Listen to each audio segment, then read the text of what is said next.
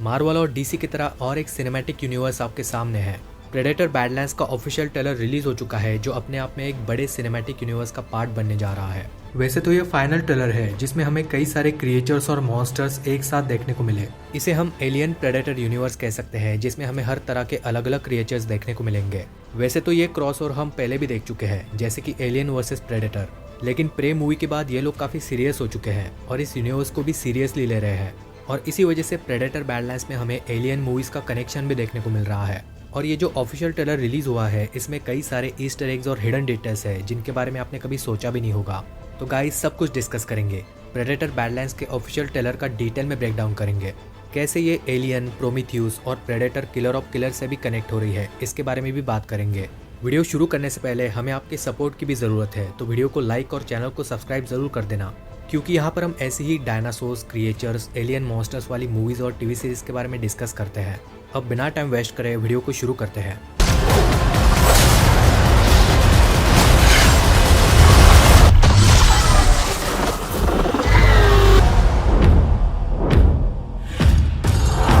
Trailer की शुरुआत में ही हमें थिया का कैरेक्टर देखने को मिलता है, जो एक सिंथेटिक है, यानी कि रोबोट। इसे वेलैंड यूटानी कॉर्पोरेशन ने बनाया है, जिसका लोगो हम इसकी आंखों में और सिर के पीछे भी देख सकते हैं। ये बुरी तरह से घायल हो चुकी है, जैसे कि किसी ने इस पर नाखूनों से वार किया है। किसी क्रिएचर ने ही इसे घायल किया होगा और हम देख सकते हैं कि इसका सफेद कलर का खून भी बह रहा है। ऐसा हम पहले भी पुरानी एलियन मूवीज में देख चुके हैं। सिंथेटिक का खून सफेद ही होता है। वैसे हम इसे खून तो नहीं बोल सकते, ये किसी तरह का केमिकल ही है। खैर, ये सिंथेटिक अब काम नहीं कर रही, इसी वजह से ये मशीन उसको ठीक करने की कोशिश कर रही है। शायद वो उसके अंदर एक नया चिप डाल रही है, जिसके बाद वो रिबूट हो जाएगी। वैसे इस मशीन को देखकर हमें प्रोमीथियस वाले सीन की याद आ जाती है। वो कितना बेहतरीन सीन था। जब उसकी मरम्मत चल रही है तब हम स्क्रीन पर पढ़ भी सकते हैं, Weyland Yutani bio weapons division. इसका मतलब है कि थिया एक वेपन है। चिप इंस्टॉल करने के बाद हम पढ़ सकते हैं, system link established, field unit reboot. तो यहाँ पर उसे रिबूट करने की कोशिश की जा रही है। वैसे मूवी में हमें इसी कैरेक्टर का डबल रोल देखने को मिलेगा, थिया और टेसा। प्रोमीथियस और एलियन कोवेनेंट में जैसे हमने डेविड और वॉल्टर को देखा था, बिल्कुल वैसे ही। तो यहाँ पर थिया एक ऐसी सिंथेटिक है जो हमेशा लैब में रही है। उसे डायरेक्टली एक मिशन पर भेजा जाएगा, जहाँ पर उसकी मुलाकात प्रेडेटर से होगी। टेसा इससे काफ़ी अलग होने वाली है, जो अपने फैमिली के गोल्स पर फोकस करेगी। इसी स्क्रीन पर हम पढ़ सकते हैं MUTHUR 062578। ये मदर का फ्यूचरिस्टिक वर्जन है। अगर आपने पुरानी मूवीज देखी है तो आपको मदर के बारे में पता ही है, जो एक AI है, यानी कि आर्टिफिशियल इंटेलिजेंस। पुरानी मूवीज में हमने इसका ओल्डर वर्जन देखा था। चिप इंस्टॉल होती ही डेटा डाउनलोड होना शुरू हो जाता है और वो जाग जाती है। सिंथेटिक यानी कि रोबोट होते हुए भी इसकी हरकतें इंसानों की तरह ही है। ट्रेलर देखकर आपको लगा होगा कि ये इंसानों की तरह बर्ताव क्यों कर रही है। इस बात को समझने के लिए आपको मेरा एलियन अर्थ का ट्रेलर ब्रेकडाउन देखना होगा। वहाँ पर मैंने वेंडी नाम के सिंथेटिक को एक्सप्लेन किया है। वही लॉजिक यहाँ पर भी अप्लाई हो सकता है। हो सकता है कि ये कभी इंसान थी और बाद में सिंथेटिक बनी है।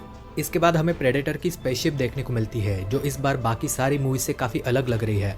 ये यौजा प्राइम प्लैनेट ही लग रहा है, जो प्रेडेटर्स का होम प्लैनेट है। यहाँ पर जो प्रेडेटर दिख रहा है वो उनका सरदार ही लग रहा है। और इस स्पेसशिप में जरूर हमारा वाला प्रेडेटर है, जो मूवी का हीरो है। वैसे इस शिप की टेक्नोलॉजी भी काफी एडवांस लग रही है। अब तक हमने जितने भी प्रेडेटर्स के शिप देखे हैं, उनसे तो ये बहुत ही बढ़िया लग रही है। इस प्रेडेटर को जब हंट पर भेजा गया था, तब उसकी स्पेसशिप किसी वजह से क्रैश हो जाएगी। स्पेसशिप डिस्ट्रॉय होने की वजह से उसे वहां से बाहर निकलना पड़ेगा। वो बाहर कैसे निकल रहा है, उसे हम इस सीन में देख भी सकते हैं। उसके एक्सप्रेशन से ये पता चलता है कि वो जो कुछ भी करने वाला था, उसमें वो फेल हो गया। पॉसिबिलिटी है कि शायद वो इस प्लैनेट पर फंस चुका है। फिर हमें पता चलता है कि इस वाले प्रेडेटर का ये पहला शिकार होने वाला है, यानी कि ये उसका फर्स्ट हंट है और उसका नाम भी है डेक। वैसे डेक नाम उसे थिया ने ही दिया होगा। हम देख सकते हैं कि अपनी लाइफ का सबसे पहला शिकार करने के लिए वो इस प्लैनेट पर आया है। जाहिर है उसने ट्रेनिंग ली होगी, जिसके बाद उसके सरदार ने उसे अपना पहला शिकार करने भेजा होगा। अपने फर्स्ट हंट के लिए वो बिल्कुल तैयार लग रहा है। उसके हथियारों को भी हम देख सकते हैं। कमाल के हथियार है, जिसमें एक बढ़िया सा तीर कमान भी है। जैसा कि हम जानते हैं कि प्रेडेटर्स के पास कमाल की टेक्नोलॉजी है, जिसे हम एलियन वर्सेस प्रेडेटर पार्ट 2 में भी देख चुके हैं। वैसे ही यहाँ पर उसके पास हाई टेक तीर कमान और बॉडी आर्मर है। हो सकता है कि उसका स्पेसशिप क्रैश हो गया होगा, जिसके बाद वो अपने बचे हुए हथियारों को इकट्ठा कर रहा है। ये सब कुछ वो बिल्कुल स्टाइल से कर रहा है, जैसे कि कोई हीरो करता है। इसके बाद हमें एक खूबसूरत सा सीन देखने को मिलता है, जहाँ पर डेक शिकार करने आया है। तो ये यौजा प्राइम प्लैनेट नहीं है, ये कोई दूसरा प्लैनेट है, जहाँ पर डेक अपना पहला शिकार करने आया है। वैसे यहाँ पर अगर आप इस वाले स्ट्रक्चर को ध्यान से देखोगे तो ये बिल्कुल तीर कमान की तरह ही लगता है। फिर हमें पता चलता है कि वो जिस प्लैनेट पर आया है वो इस पूरे यूनिवर्स का सबसे खतरनाक प्लैनेट है। मतलब ये एक ऐसा प्लैनेट है जहाँ पर हर एक चीज़ आपको मारने के लिए तैयार है। टीजर में भी हमने देखा था कि कैसे ये मक्के जैसे दिखने वाले प्लांट्स जहरीले कांटे बना रहे हैं। ये सीन देखकर लगता है जब भी कोई उनके पास आता है तब ये अपने आप हमला करते हैं। इनमें से पिंक कलर का धुआं भी निकलता है जो आपको बेहोश कर सकता है। इस प्लैनेट को पूरे यूनिवर्स का सबसे खतरनाक प्लैनेट बताया गया है, यानी कि इस पूरे एलियन प्रेडेटर यूनिवर्स में यही प्लैनेट सबसे डेंजरस है। इसका मतलब जो भी हमने प्रोमीथियस और एलियन कोवेनेंट में देखे हैं वो प्लैनेट्स इसके सामने कुछ भी नहीं है। इस हिसाब से इस प्लैनेट पर तो हमें ज़ेनोमॉर्फ से भी खतरनाक क्रिएचर्स देखने को मिलेंगे। यहाँ पर तो बिजली भी लाल कलर में चमक रही है। इसका मतलब है कि ये पूरा प्लैनेट एक हेल की तरह है। इसे यूनिवर्स का सबसे खतरनाक प्लैनेट बोला गया है इसी वजह से क्योंकि यहाँ पर सबसे वियर्ड क्रिएचर्स रहते हैं। मतलब अलग अलग तरह के क्रिएचर्स और मॉन्स्टर्स जो बहुत ही बड़े और खतरनाक है। हमें एक ऑक्टोपस की तरह दिखने वाला क्रिएचर देखने को मिलता है जिसकी एक बड़ी सी आंख भी है। हम उसके 4 टेंटेकल्स को देख सकते हैं जिन्हें आप हाथ भी बोल सकते हो क्योंकि उसकी उंगलियां भी है। वैसे ये उसकी आंख नहीं बल्कि मुंह है, शायद पीछे वाले साइड में आंख भी होगी। वैसे इसके दांत काफी खतरनाक है। ट्रेलर में हमें एक हाथी जैसा क्रिएचर भी देखने को मिलता है जिसके अजीब से कान है। उसकी बड़ी सी सूंड जुबान की तरह लगती है जिसमें दांत भी है। वो अपने मुंह को बंद भी कर सकता है और चीजों को कुचल भी सकता है। इसे हम डेफिनेटली इस प्लैनेट का हाथी ही बोल सकते हैं। इस प्लैनेट के पेड़ पौधे बहुत ही अजीब है और नुकीले भी लग रहे हैं। Where everything is trying to kill you. इसके बाद इस प्लैनेट के हमें कुछ खतरनाक क्रिएचर्स देखने को मिलते हैं। सबसे पहले तो ये झाड़ियों वाला क्रिएचर जिसे हम वेनमस ट्री वाइन्स भी बोल सकते हैं। ये ट्री के रूट्स की तरह दिखते हैं जिनकी आंखें भी है। इनकी सेंस करने की क्षमता भी बहुत बढ़िया है। हम देख सकते हैं कि कैसे वो डेक से उसकी तलवार छीन रहे हैं। वो उसको घायल भी कर देंगे क्योंकि यहाँ पर हम उसका ग्रीन कलर का खून भी देख पा रहे हैं। दिखने में वो सांप की तरह ही है। शायद वो उसका कोई दूसरा हथियार था क्योंकि तलवार तो यहीं पर है। उसकी तलवार की एजेस लाल कलर में ग्लो करती है जो लेजर की तरह शार्प है। तो ये तलवार किसी भी चीज को काट सकती है या फिर जला सकती है। हम देख भी सकते हैं कि इस तलवार से वो झाड़ियों के ऊपर हमला कर रहा है और वो झाड़ियाँ जल भी रही है। तो ये सीन मुझे बहुत ही बढ़िया लगा। जिसके बाद हम एक उड़ने वाले क्रिएचर को देख सकते हैं। दिखने में ये बड़े से टायरानोडॉन या फिर कोएटलस की तरह लग रहा है। और यहाँ पर भी हम आसमान में लाल कलर की रोशनी को देख सकते हैं। वो नीचे डेक के ऊपर हमला करने के लिए आ रहा है जो अभी भी झाड़ियों से लड़ रहा है। और शायद इस प्लैनेट पर पेड़ों का रस लाल कलर का है जैसे कि उनका खून निकल रहा है। मतलब ये सीन देखकर तो ऐसा ही लग रहा है कि झाड़ियों का खून निकल रहा है। हो सकता है कि इनके बैटल की वजह से पेड़ कट रहे हैं और उनका रस निकल रहा है। जब डेक नीचे गिरता है तब हम देख सकते हैं कि उसका ब्रेसलेट अभी भी लाल कलर में ग्लो कर रहा है, यानी कि जब भी वो एक्शन करता है तब ये डिवाइस यूज करने के लिए रेडी होता है। और अगर आपने पुरानी मूवीज देखी है तो आपको पता ही है कि इसमें बॉम्ब है। ये सीन भी काफी अच्छा है जहाँ पर झाड़ियाँ उसे घसीट रही है और तभी वो तीर कमान को उठा लेता है। उसी से वो उन पर हमला भी करता है और शायद वो छूट भी जाएगा। अगले ही सीन में वो उड़ने वाला क्रिएचर उस पर हमला करने वाला होता है। बिल्कुल उसी वक्त थिया उस क्रिएचर पर हमला करती है और उसे मार देती है। हम थिया को उस पर अटैक करते हुए भी देख सकते हैं। सबसे पहले तो वो उसके गर्दन को पकड़ती है ताकि वो डेक पर हमला ना कर सके। तो उसके गर्दन को पकड़कर वो उसे दूर लेकर जाती है और डायरेक्टली मार देती है। इस क्रिएचर की डिजाइनिंग मुझे पसंद आई। ये काफी कलरफुल है। ये व्हाइट कलर का है जिसके ऊपर लाल कलर की लाइंस है। काफी हद तक टेरानोडॉन की तरह ही है और डेफिनेटली खतरनाक है। इसी क्रिएचर को हम पुराने पोस्टर्स में भी देख सकते हैं। नोटिस करने वाली बात यह है कि उसका खून लाल नहीं बल्कि ब्राउन कलर का है। उस क्रिएचर को मारने के बाद वो डेक की तरफ देखती है और हंसती भी है। ये सीन काफी मजेदार था। शायद उसी क्रिएचर ने इसे यहाँ पर नोच लिया होगा। उड़ने वाले क्रिएचर का लुक हम यहाँ पर काफी अच्छी तरीके से देख सकते हैं जो काफी हद तक ड्रैगन की तरह ही लग रहा है। हम ये भी देख सकते हैं कि पैरों में वो किसी चीज को उठाकर लेकर जा रहा है। प्लैनेट के मक्के जैसे दिखने वाले जो पेड़ है जिसके कांटे बहुत ही जहरीले हैं। ये पौधे अपने आप ही ग्रो कर रहे हैं और फट भी रहे हैं। हम यहाँ पर देख भी सकते हैं कि वो फूल जाते हैं जिसके बाद फटते हैं। उनमें से एक कांटा डेक के गर्दन में घुस जाता है। उस कांटे को वो बहुत ही गुस्से से निकाल रहा है। तो इस प्लैनेट के सिर्फ एनिमल्स ही नहीं बल्कि पेड़ पौधे भी काफी खतरनाक है। फिर हमें पता चलता है कि मूवी को प्रे के डायरेक्टर ने बनाया है। इसी वजह से सिनेमेटोग्राफी बेहतरीन है। दिखने में मूवी बहुत ही ब्यूटीफुल लग रही है। फिर हमें यौजा प्राइम प्लैनेट का सीन देखने को मिलता है जहाँ पर हम गुफाओं को भी नोटिस कर सकते हैं। टीजर में हमने इन्हीं गुफाओं के अंदर वाला सीन देखा था। वैसे इसी सीन में हम प्रेडेटर के स्पेसशिप को भी देख सकते हैं। मेरे ख्याल से यही मूवी की शुरुआत होगी जहाँ पर वो अपना पहला शिकार करने जाएगा। अगले सीन में थिया डेक से ही बात कर रही है जो कहती है कि तुम ऐसे क्रिएचर के पीछे हो जिसे मारा नहीं जा सकता। तो इस मूवी का जो हीरो प्रेडेटर है यानी कि डेक, वो इस प्लैनेट के सबसे खतरनाक क्रिएचर को मारना चाहता है। जैसा कि हम जानते हैं कि प्रेडेटर्स यही करते हैं। वो हर एक प्लैनेट पर जाकर उस प्लैनेट के सबसे खतरनाक जीव को मारते हैं और फिर उन्हें मारने के बाद वो उनके सिर को अपने ट्रॉफी वॉल पर लगाते हैं। तो डेक भी यहाँ पर उस क्रिएचर को मारना चाहता है, लेकिन थिया उसको समझा रही है कि उसे मारा नहीं जा सकता।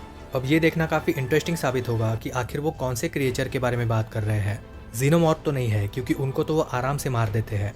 पूरे एलियन यूनिवर्स का ये कोई भी क्रिएचर नहीं है, बल्कि ये पूरी तरह से एक नया क्रिएचर है। इस पूरे यूनिवर्स में हम उसे पहली बार देखने वाले हैं, जो एक काइजू की तरह है। मुझे ऐसा लगता है कि इस क्रिएचर को कई बार कई लोगों ने मारने की कोशिश की है। वेलैंड यूटानी के कई सारे सिंथेटिक्स ने भी उसे मारने की कोशिश की है, और शायद दूसरे प्रेडेटर्स ने भी। इसी वजह से यहाँ पर इतना मलबा है। वेलैंड यूटानी कंपनी के कई सारे व्हीकल्स हैं, उनके भेजे हुए सिंथेटिक्स और बड़े से रोबोट के पैर को भी हम देख सकते हैं।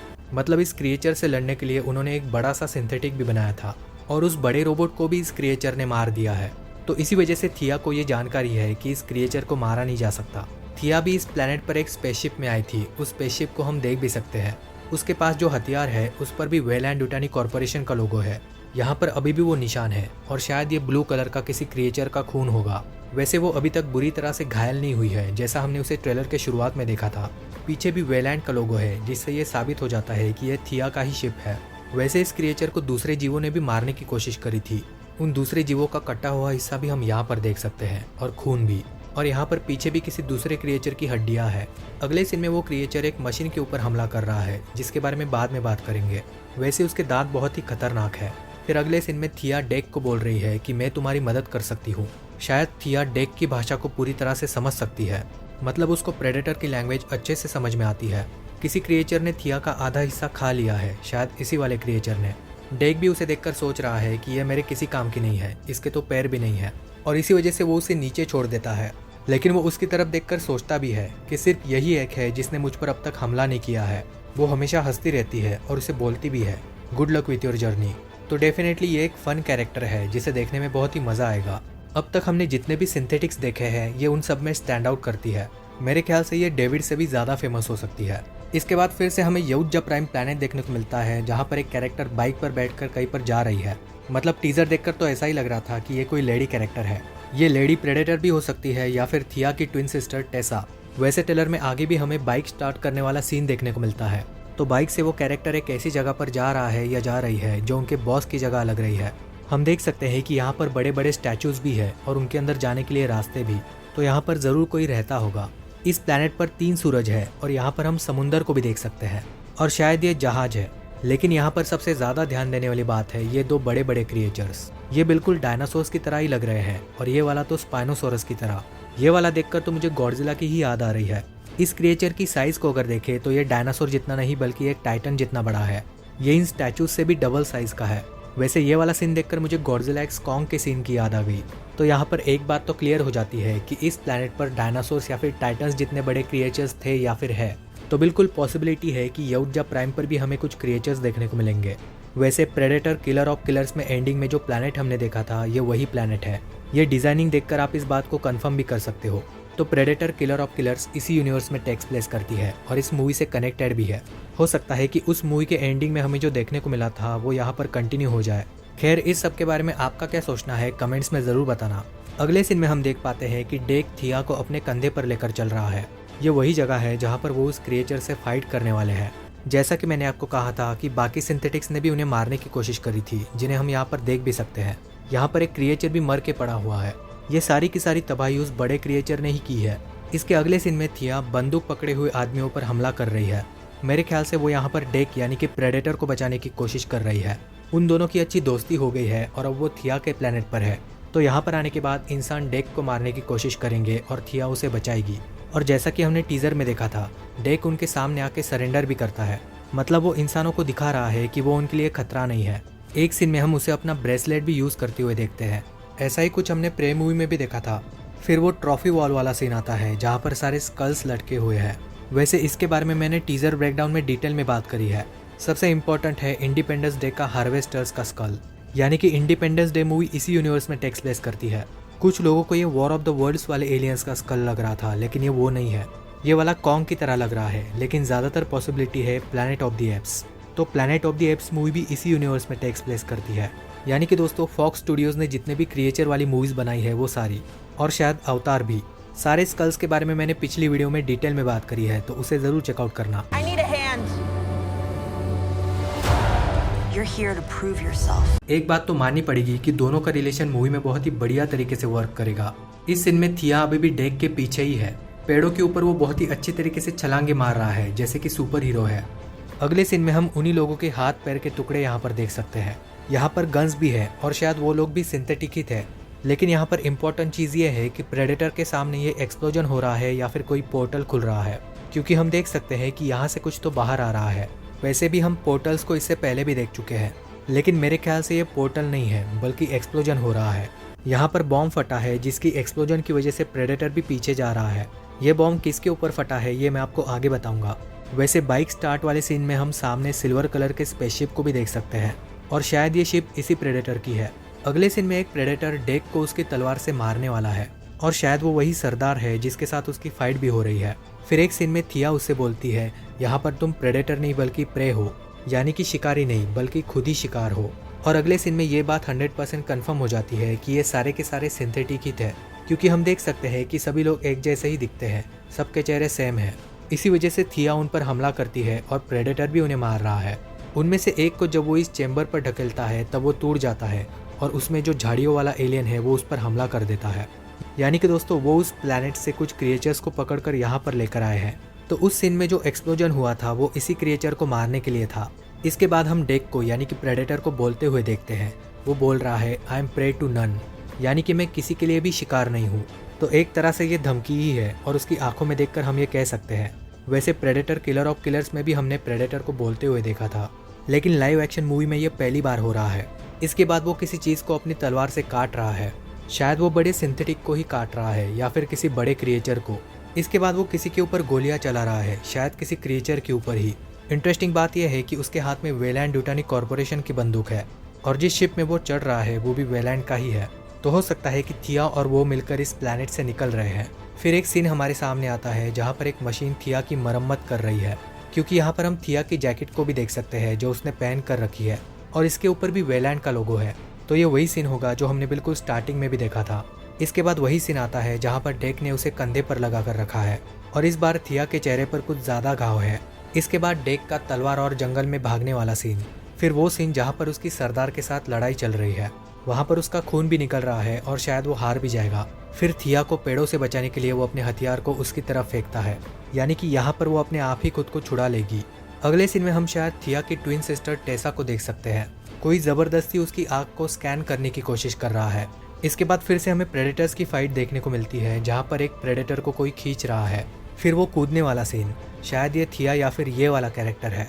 इसके बाद डेक का तलवार वाला पोज भी बढ़िया था। फिर और एक सीन आता है जहाँ पर डेक एक बहुत ही बड़े क्रिएचर से लड़ रहा है। ये क्रिएचर बहुत ही बड़ा है, लेकिन ये वो वाला क्रिएचर नहीं है, मतलब ये वाला क्रिएचर मेन विलन नहीं है। और इसी सीन में हम समझ जाते हैं कि डेक उसकी गर्दन काटने वाला है। इस क्रिएचर की डिजाइनिंग बहुत ही बढ़िया है और इसके दांत भी खतरनाक है। इसके बाद वाले सीन में थिया डेक को बोलती है, शायद हम अकेले उसका शिकार नहीं कर रहे, यानी कि इन दोनों के अलावा भी वहाँ पर और कोई है। इस सीन में शायद डेक उसी को मार रहा है। फिर हमें एक बहुत ही बड़ी सी मशीन देखने को मिलती है जैसे हम पुरानी एलियन मूवीज में देख चुके हैं। ऐसा ही कुछ हम अवतार मूवीज में भी देख चुके हैं। यहाँ पर एक बड़ा सा क्रिएचर भी है और हो सकता है कि ये वही वाला क्रिएचर है। शायद वो उसे पकड़ कर यहाँ पर लाए हैं। एक जगह पर ट्रेलर में हमने एक सीन देखा था, वो इसी सीन का कंटिन्यूएशन है। इस सूट में कौन होगा ये देखना काफ़ी इंटरेस्टिंग रहेगा। वैसे आपको क्या लगता है कमेंट्स में ज़रूर बताना। प्रेडेटर की फाइट के बारे में तो हमने ऑलरेडी डिस्कशन कर ही लिया है, लेकिन ये वाला सीन काफ़ी अलग है। जो राजा के साथ लड़ रहा है वो कोई अलग प्रेडेटर है और हमारा वाला प्रेडेटर यहाँ पर है। तो डेफिनेटली यहाँ पर ये प्रेडेटर मर जाएगा और दूसरा वाला भाग जाएगा। उनकी तलवार जब गर्म हो जाती है उसके बाद हम इस प्रेडेटर का खून निकलते हुए भी देख सकते हैं। इस सीन में हम उस बड़े से क्रीचर को बहुत ही अच्छी तरीके से देख सकते हैं। वो काफ़ी बड़ा है, एक डायनासोर के जितना बड़ा। डेक उससे डरता नहीं है बल्कि उस पर चिल्लाता है। उसके बाद जब वो क्रीचर चिल्लाता है तब उसके भयानक से दांत हम नोटिस भी कर सकते हैं। वैसे इसके शरीर पर नुकीले कांटे भी है, तो इसकी डिजाइनिंग बहुत ही खतरनाक है। वैसे ये वाला सीन बहुत ही गजब का था। एक सीन में इस प्लेनेट का बहुत ही बढ़िया सा लुक हमें देखने को मिलता है। कुछ सीन्स में ये प्लेनेट खूबसूरत भी लगता है। पेड़ों से फाइट करने वाले सीन के बारे में तो हमने डिस्कस कर ही लिया है। इस वाले सीन में हम उस मॉन्स्टर को और भी अच्छे से देख पाते हैं। वैसे मानना पड़ेगा दांतों का स्ट्रक्चर कमाल का है। वैसे यहाँ पर दोनों की बहुत ही तगड़ी फाइट होने वाली है। हम उसके हाथ को भी नोटिस कर सकते हैं, उसके नाखून भी बहुत बड़े हैं। मॉन्स्टर के दांतों के बीच में जो लार दिखाई है ये सीन भी बढ़िया है। वैसे कुछ भी हो जाए डेक उससे डरता ही नहीं है। ये उसी सीन का कंटिन्यूएशन है जहाँ पर स्पेसशिप के बाहर फाइट चल रही है। और जैसा कि मैंने कहा कि वो डेक ही था, वैसे ऐसा लग रहा है कि डेक को यहाँ पर कैद किया गया है। वो इस कैद से निकलने की कोशिश भी कर रहा था। एक सीन में हम वेलैंड यूटानी कॉर्पोरेशन के लोगों को भी देख सकते हैं। इस सीन में ये दोनों प्रेडेटर कौन है ये तो पता नहीं चल रहा, लेकिन इनमें से एक यहाँ पर जरूर मरेगा। अगले सीन में रोबोट के साथ उस क्रीचर की फाइट और भी अच्छे तरीके से देखने को मिली। वैसे उसके शरीर पर तो कांटे है ही, लेकिन पूंछ पर भी है। हम यहाँ पर यह भी समझ सकते हैं कि उन्होंने उस प्लेनेट पर क्रीचर को पकड़ा है और फिर उसके बाद यहाँ पर लाया है। एक सीन में वो हाथी जैसा क्रीचर भाग रहा है, जिसकी सूंड को हम और भी अच्छी तरीके से देख पाते हैं। और अगले सीन में हम ये भी नोटिस कर सकते हैं कि प्रेडेटर ने उसे मार दिया है। इस सीन में थिया अभी भी डेक के पीछे बंदी है। हम ये भी नोटिस कर सकते हैं कि डेक ने अपनी तलवार से इस क्रीचर के 2 टुकड़े कर दिए हैं। तो कुछ फाइट सीन्स बहुत ही बढ़िया होने वाले हैं। एक सीन में हम प्रेडेटर को बात करते हुए भी देख सकते हैं। Failure means death. वैसे ये कोई दूसरा प्रेडेटर है जो डेक से बात कर रहा है, और शायद वो उसे टेक्नोलॉजी के थ्रू बात कर रहा है, मतलब वो आमने सामने नहीं है। वैसे उस प्लैनेट से उन्होंने कई सारे क्रीचर्स को पकड़ा है। यहाँ पर हम एक बंदर जैसे क्रीचर को भी देख सकते हैं जो मेंढक की तरह भी लग रहा है। यहाँ पर वो एक सिंथेटिक को मार भी रहा है। ये सिंथेटिक ही है क्योंकि हम देख सकते हैं कि उसका हाथ ऑलरेडी कटा हुआ था, और पीछे हम वेलैंड यूटानी कॉर्पोरेशन का लोगो भी देख सकते हैं। तो जाहिर सी बात है, वेलैंड यूटानी कॉर्पोरेशन ने उस प्लैनेट से कई सारे क्रिएचर्स पकड़ कर लाए हैं। इसके बाद फिर से हम डेक और क्रीचर की फाइट देख सकते हैं। उसकी पूंछ को भी हम नोटिस कर सकते हैं और यहाँ पर कुछ हड्डियों को भी। ये गन तो वेलैंड यूटानी कॉर्पोरेशन की ही है, उसी के साथ साथ ये जहाज भी। यहाँ पर हम वेलैंड का नाम भी देख सकते हैं। एक सीन में हम विलन प्रेडेटर के पास बटरफ्लाई जैसी ढाल को भी देख सकते हैं। अगले सीन में जब उनकी फाइट चल रही है तब हम देख सकते हैं कि उनमें से एक गायब होने की कोशिश कर रहा है। ये डेक ही है, क्योंकि हम जानते हैं कि डेक के पास फिलहाल इनविजिबल करने वाला सूट नहीं है। वैसे ये वाला सीन भी मुझे गजब का लगा। अगले सीन में हमें पता चल जाता है कि दोनों प्रेडेटर एक दूसरे से ही बात कर रहे थे। सरदार ने डेक को इस क्रीचर को मारने का या फिर पकड़ने का टास्क दिया होगा। क्रीचर से फाइट करते वक्त डेक जिस ढाल का इस्तेमाल कर रहा है उसके ऊपर भी वेलैंड का लोगो है। हम देख सकते हैं कि डेक ने उसे लगभग काट ही दिया है, लेकिन शायद ये क्रीचर मरता ही नहीं है, उसके घाव अपने आप भर जाते होंगे। और गाइज, हमारे चैनल का सबसे पहला पॉडकास्ट जो हमने ट्रू डायनासोर्स के सीटीओ के साथ किया है, वो भी आपको बहुत ही जल्द देखने को मिलेगा। इस पॉडकास्ट की वजह से लिमिटेड टाइम के लिए उन्होंने इंडियन ऑडियंस के लिए एक ऑफर शुरू किया है। जो भी ट्रू डायनासोर्स का वेट कर रहा है वो इसकी जर्नी सिर्फ 29 रुपीज़ में स्टार्ट कर सकता है। और गाइज, फिलहाल मेरे चैनल को आपके सपोर्ट की ज़रूरत है। अगर आप मेरे वीडियोस को पसंद करते हो तो इस QR कोड को स्कैन करके आप चैनल को सपोर्ट कर सकते हो। इसकी वजह से मैं और भी इंटरेस्टिंग वीडियोस ला पाऊंगा और चैनल का सेटअप बना पाऊंगा। वीडियो पसंद आया होगा तो इसे लाइक ज़रूर कर देना, और अगर आपको ऐसा ही क्रिएचर वाला कंटेंट देखना पसंद है तो चैनल को सब्सक्राइब भी कर सकते हो।